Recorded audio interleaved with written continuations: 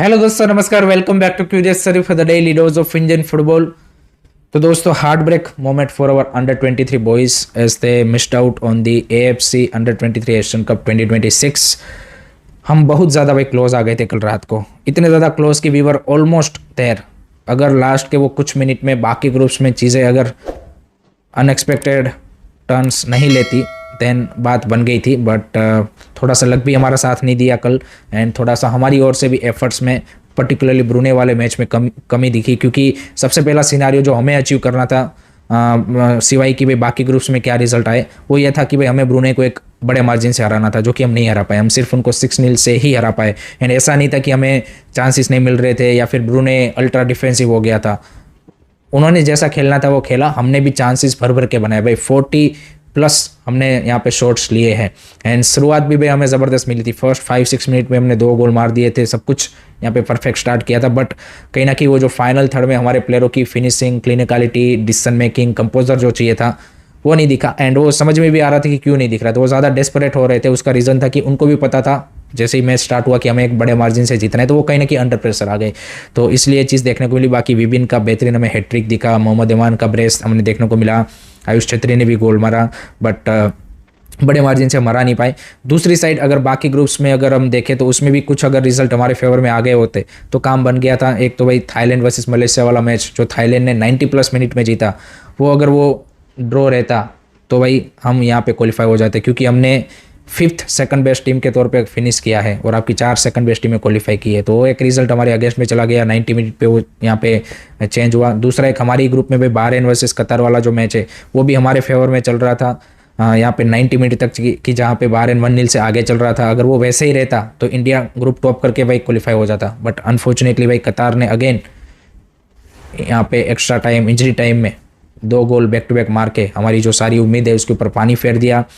उसके अलावा एक अगर हम ओवरऑल पूरे कैंपेन के पर्सपेक्टिव से बात करें तो आई थिंक जो मोहन बगान के 3 क्रूशियल प्लेयर यहाँ पे सोहेल भट्ट, अभिषेक सिंह एंड दीपेंदु बिस्वास, उसकी भी कमी खेली। अब यहाँ पे कई सारे फैंस मोहन बगान के ये भी डिफेंड करने के लिए बोल सकते हैं कि भाई आप नेशनल टीम में बोल रहे हो कि वहाँ पे तो मोहन बगान के प्लेयर अच्छा नहीं हुए, वो अच्छा हुआ। यहाँ पे आप बोल रहे हो कि इनके प्लेयर चाहिए थे। तो देखिए दोनों के सिनारियो डिफरेंट थे।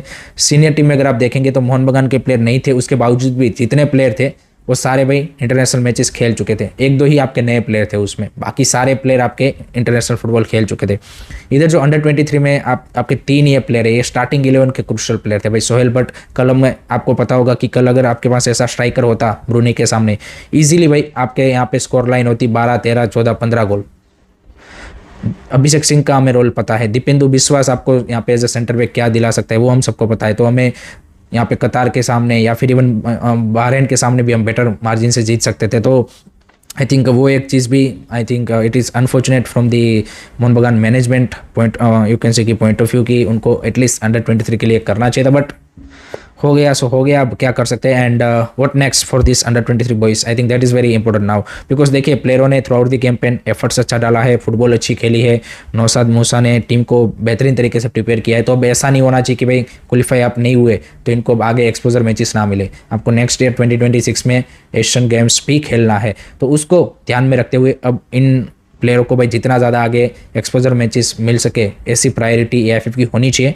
बट ऐसा होगा नहीं होगा वो हम सबको पता है कि AFF किस तरह से चल रहा है उसके ऊपर डिपेंड करता है। एंड दूसरी एक चीज़ की इसमें से कई सारे ऐसे पोटेंशियली प्लेयर है कि जिनको अपने करियर डिसीजन में I think now have to make a right choice, because club level पे भाई आपको रेगुलर फुटबॉल खेलना ज़रूरी है। अगर आपको अपने आप को अपना जो पोटेंशियल है उसको यहाँ पे नेक्स्ट लेवल पे लेके जाना है, आपको सीनियर टीम में जगह बनानी है या फिर क्लब लेवल पे भी अच्छा करना है तो। एंड कई सारे फैंस यहाँ पे एक्सपेक्ट कर रहे होंगे कि इसमें से कोई प्लेयर अगर बाहर यूरोप में या फिर कहीं पे जाए, जिसका चांसेस मेरे को at the moment to be honest कम लगता है। बट डेफिनेटली वो ट्राई कर सकते हैं, यहाँ पे ट्रायल्स वायल्स देके यहाँ पे कुछ कर सकते हैं। बाकी देखते हैं क्या होता है। आपका क्या ओपिनियन रहा ओवरऑल अंडर 23 इस टीम के बारे में कमेंट सेक्शन में जरूर बताइए। सेकंड अब बात करते हैं सीनियर टीम के बारे में, क्योंकि उनका भी अब काफा नेशंस कप खत्म हो चुका है। तो व्हाट नेक्स्ट, तो हम सबको पता है कि 9 अक्टूबर को उनको सिंगापुर के सामने मैच खेलना है। एग्जैक्टली आपके पास 1 मंथ का टाइम है, and in between as such कोई क्लब फुटबॉल है नहीं आपका, सिवाय कि मोहन बगान एंड FC गोवा के ACL के मैचेस हैं जो कि 16-17 को है, एंड देन यहाँ पे सितंबर के एंड में है। सो वो 2 मैच डे उनको खेलने हैं। उसके अलावा अब धीरे धीरे जो क्लब यहाँ पे सुपर कप खेलने के लिए एग्री होंगे ISL के, वो भी अपना प्री सीजन स्टार्ट करेंगे। सो अगेन सीन यही रहेगा कि किस तरह से आपकी प्लेयरों की अवेलेबिलिटी बनती है एंड आपका नेशनल टीम का आगे का जो कैंप है वो कब स्टार्ट होता है, क्योंकि क्लब अब यहाँ पे प्री सीजन स्टार्ट कर रहे हैं तो वो भी चाहेंगे कि अपने प्लेयर रहे। फिर मोहन बगान एंड जो FC गोवा है उनके प्लेयर ऑब्वियसली यहाँ पे 30 सितंबर तक एटलीस्ट उनके साथ रहेंगे। 9th को आपका मैच है, सो आई थिंक उसके बाद में भी आपका कैंप स्टार्ट हो सकता है। एंड देखते हैं खालिद जमील अब सिंगापुर मैच को किस तरह से यहाँ पे प्रिपेयर करते हैं, कौन कौन से चेंजेस वो स्क्वाड में करते हैं, वो भी देखना इंटरेस्टिंग होगा, क्योंकि कुछ आपके जो इंपॉर्टेंट प्लेयर है मे बी सुनील छेत्री का decision, I think that would be really really crucial now. फिर आप मोहन बगान के प्लेयर को फिर से पिक करते हो कि नहीं करते हो, करेंगे ही मोस्ट प्रोबेबली, बट उनमें क्या कौन से प्लेयर आप लेके आते हो वो काफ़ी ज़्यादा इंटरेस्टिंग होगा। So there is a lot of thing which need to be decided and decided very quickly. So वही वाली चीज़ है, क्योंकि आपको जो सिंगापुर वाले मैचेस है वो कैसे भी करके जीतने हैं, वहाँ पे आप ड्रॉ अफोर्ड नहीं कर सकते।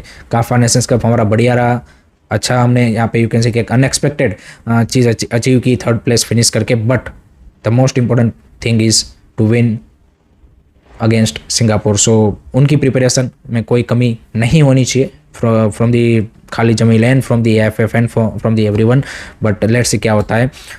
3rd बात करते हैं भाई FC Goa versus Al Nassr का जो 22 अक्टूबर को गोवा में मैच है, जो रोनाल्डो फैंस इंतजार कर रहे हैं उनके भाई टिकट सेल्स आज से स्टार्ट हो रहे हैं, बट गोवा ने इसको यहाँ पे फेज मैनर में यू कैन से कि वो रिलीज़ करेंगे ताकि यहाँ पे उनके जो फैंस है और उन सबको भी भाई यहाँ पे टिकट मिल पाए। बुक माई शो के ऊपर आपको ये टिकट देखने को मिलेंगे जिनको वो 4 फेजेस में रिलीज़ करने वाले हैं। फर्स्ट फेज में जो उनके लॉयल फैन बेस है या फिर जो उनके यहाँ पे सीजन टिकट होल्डर है उनको प्रायोरिटी में उनको दिया जाएगा टिकट।